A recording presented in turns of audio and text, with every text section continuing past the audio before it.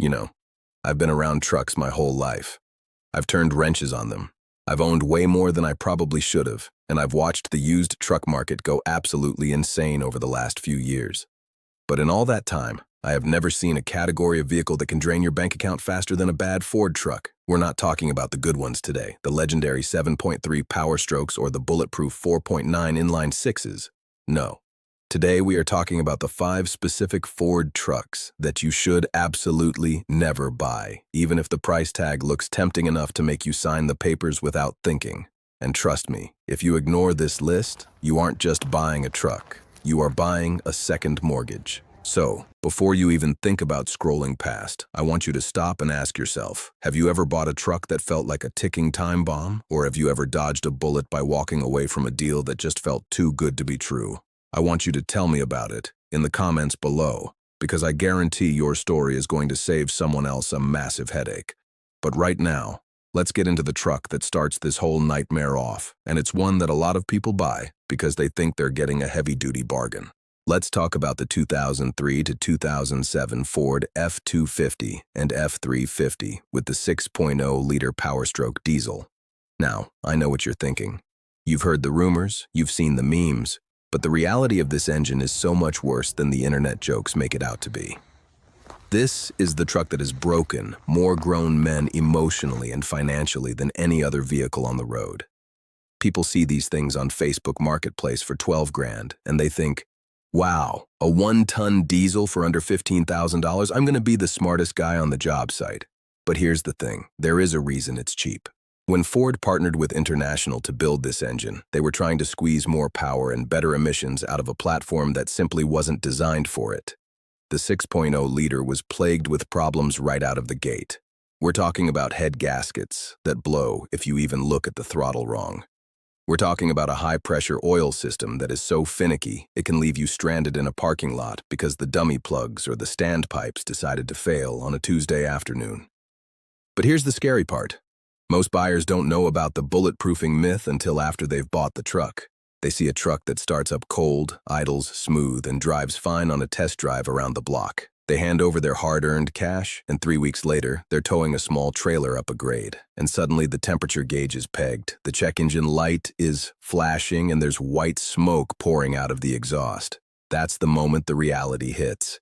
To fix a 6.0-liter correctly, to actually make it reliable, you're looking at a $5,000 to $8,000 repair bill. That's if you can find a shop that even wants to touch it. And that's just the head gaskets. If the oil cooler clogs up, which it will, you're looking at an EGR cooler failure that dumps coolant into your intake, which hydrolocks the engine and bends connecting rods. Suddenly, your cheap $12,000 truck needs a $10,000 engine replacement. But wait. It gets worse. The 6.0-liter isn't just a financial black hole, it's a test of your sanity. These trucks have a known issue with the FICM, the Fuel Injection Control Module. When that goes out, the truck will crank but won't start, leaving you guessing for days, whether it's a fuel issue, a wiring issue, or a computer issue. You'll throw parts at it, injectors, sensors, wiring harnesses, only to find out it was a $50 fix that you didn't diagnose properly because the symptoms were identical to a high-pressure oil pump failure.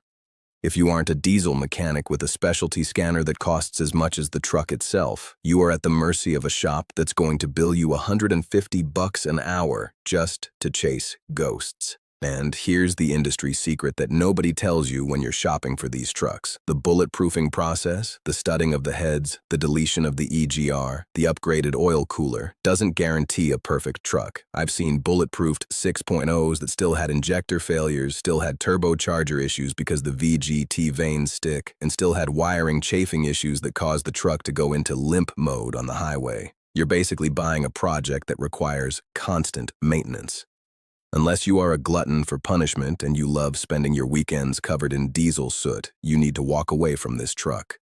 I don't care if it's got a lift kit and shiny wheels. Walk away, now.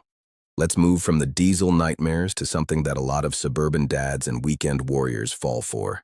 Let's talk about the 2011 to 2013 Ford F-150 with the 3.5-liter EcoBoost.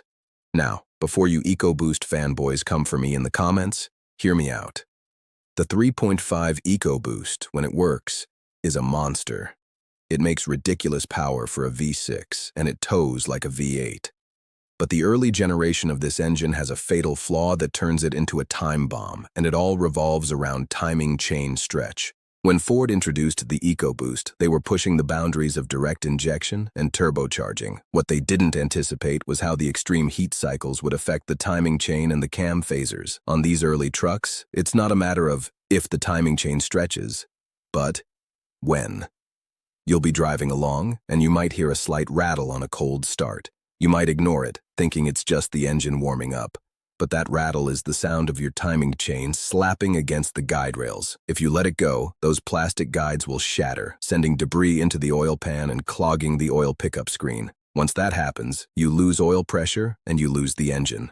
But here's where the hidden problem really digs into your wallet. To fix the timing chain on these trucks, you're looking at a $4,000 job.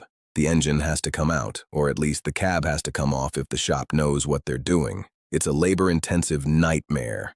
And it's not just the chain.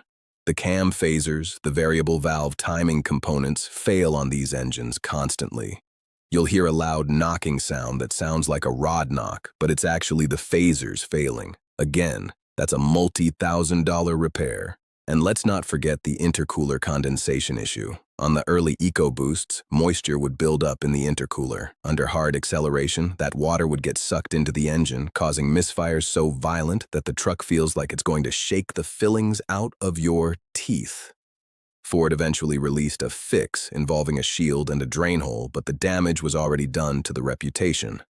If you see a 2011 to 2013 F-150 with the EcoBoost badge on the side, and the owner tells you it just needs a tune-up, run. That tune-up is actually a $4,000 engine disassembly. And it's not just the powertrain that fails on these trucks. The interiors of these early 12th gen F-150s were notorious for falling apart. The dashboards crack if you look at them wrong. The door panels delaminate. The MyFord Touch system, if you can even call it a system, is slow, glitchy, and will freeze up on you in the middle of a navigation route. You're buying a truck that looks modern on the outside, but has the reliability of a 1980s British sports car on the inside. It's a trap for anyone who wants the cool turbo truck without understanding the maintenance history. Now, we need to talk about the third truck on this list, and this one is going to shock a lot of you because it's not a heavy-duty truck, and it's not a half-ton. It's the 1997 to 2003 Ford F-150 with the 5.4-liter Triton V8, specifically the two-valve version. Now, a lot of people are going to say, wait a minute, that engine is a workhorse. I had one that lasted 300,000 miles. And to you, I say, congratulations. You won the lottery. But for every one of you who had a good experience, there are 10 people who had their trucks turned into lawn ornaments because of one specific design flaw, the spark plugs. Here's the thing. Ford, in their infinite wisdom, designed the cylinder heads on these 5.4-liter engines with very few threads to hold the spark plugs in place. Over time, due to heat cycles and improper torque, those spark plugs would eject themselves from the cylinder head while you were driving. Imagine cruising down the highway at 70 miles per hour, and suddenly you hear a loud pop, and then the engine starts making a sound like a jackhammer. That's your spark plug, along with the coil pack, blasting off into your engine bay like a missile. The threads in the head are stripped, and you are now facing a repair that either involves a helicoil, which is a temporary band-aid, or a full cylinder head replacement. But wait, it gets worse. If you're lucky enough that the plugs didn't blow out, you have to change them eventually, and changing spark plugs on a 5.4 Triton is a rite of passage in the automotive world, and not a good one. The two-valve engines had plugs that would seize in the heads. You would try to remove them, and the plug would break off, leaving the threaded portion stuck deep inside the cylinder head. Then you'd have to use a specialty tool to extract it, hoping you didn't drop debris into the cylinder. A simple tune-up on a 5.4 Triton could turn into a weekend-long nightmare that ends with you pulling the heads off. And it's not just the spark plugs. These trucks have a hidden issue with the timing chain tensioners. The timing chains on these modular engines use plastic tensioners that become brittle over time. When they fail, you get chain slap, which can cause the timing to jump, resulting in bent valves. Suddenly, your cheap old F-150 needs an engine rebuild. People buy these trucks today because they look tough. They have that classic rounded body style that everyone loves, and they're cheap. You can pick them up for $3,000 or $4,000. But you have to understand that $3,000 truck is sitting on top of a $3,000 repair waiting to happen. It's like buying a boat. The purchase price is just the entry fee for the maintenance costs. Before we get into the fourth truck that might be the biggest trap on this list, I want to take a second to talk about what we're doing here. This channel exists to make sure you don't make the mistakes that I've made and that so many of my viewers have made in the past. If you're getting value out of this, if you feel like I just saved you from buying a truck that would have ruined your bank account, then do me a favor and hit that like button. It genuinely helps the channel grow, and it lets me know you want more of these deep dives. And if you haven't already, hit that subscribe button and tap the bell. I'm putting out videos that dig into the dirty secrets of the automotive industry, and I want to make sure you see them before you make your next purchase.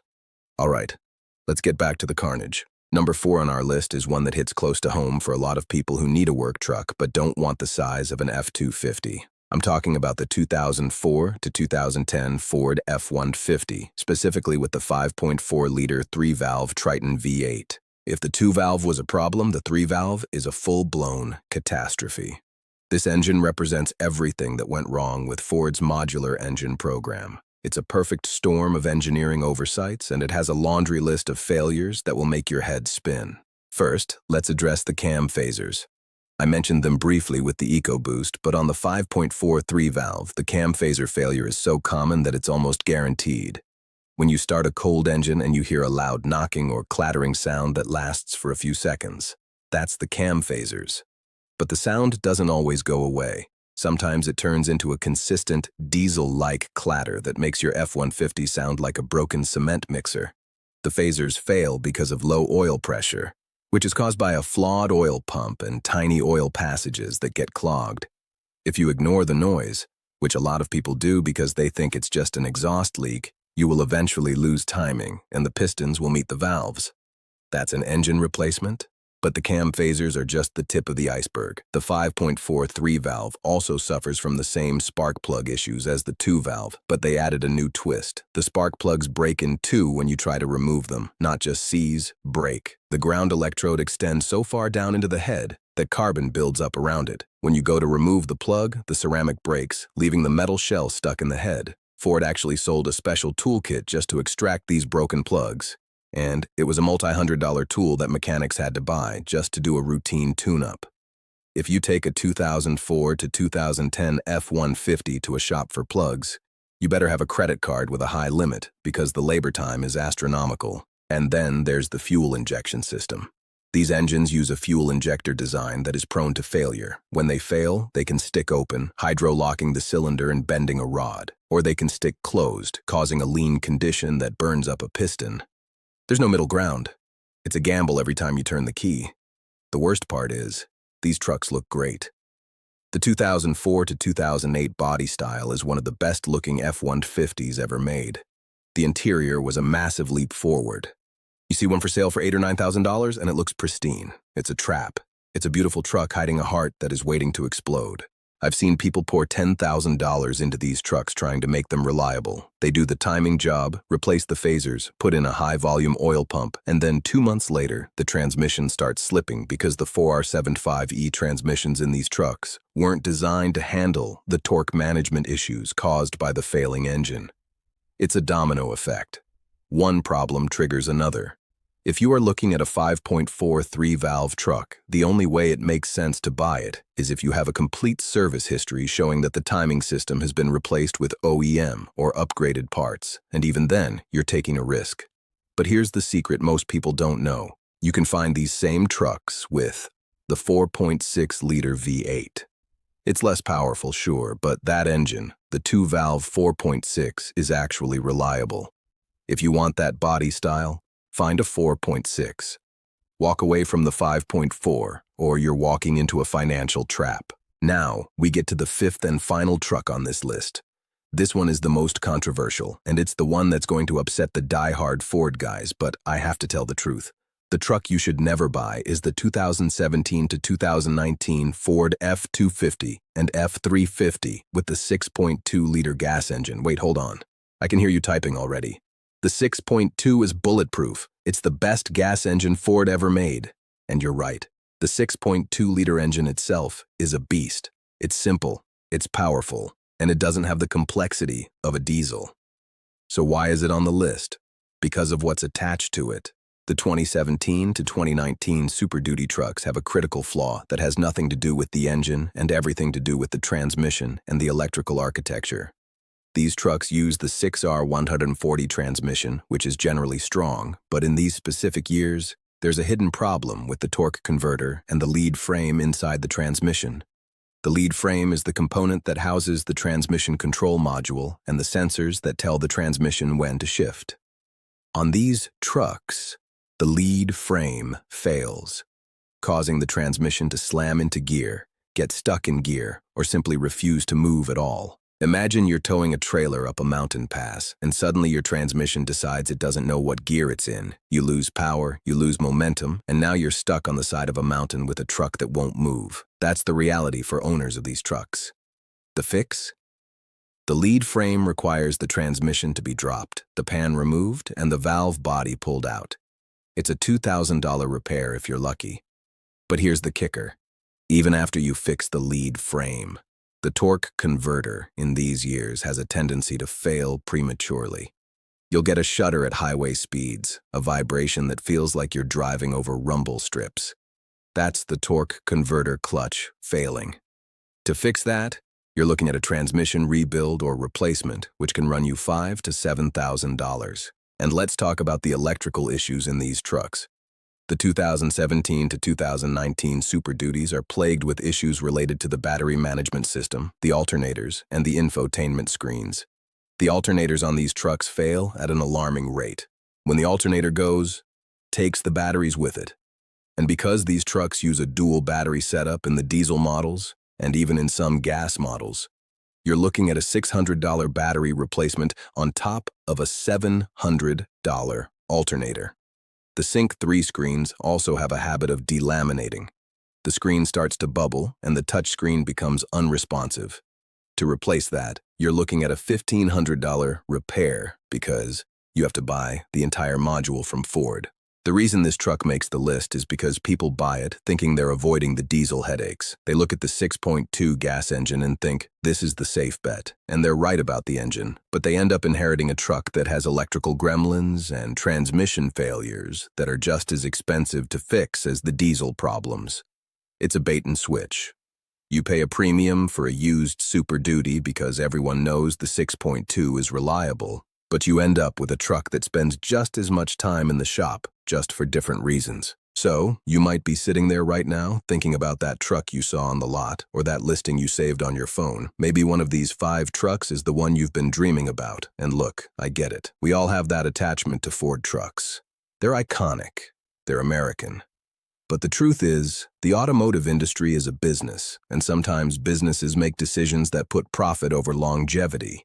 Ford has made some of the best trucks ever built, but they've also made some of the most financially devastating ones. The key to being a smart buyer isn't just looking at the paint job and the mileage, it's knowing the history, knowing the specific model years to avoid, and having the discipline to walk away from a deal that feels too good to be true. If you take anything away from this video, let it be this. The used truck market is a minefield right now. Prices are high, and sellers are desperate to unload the problem trucks before the next big repair hits. Don't be the person who buys someone else's headache. Do your research.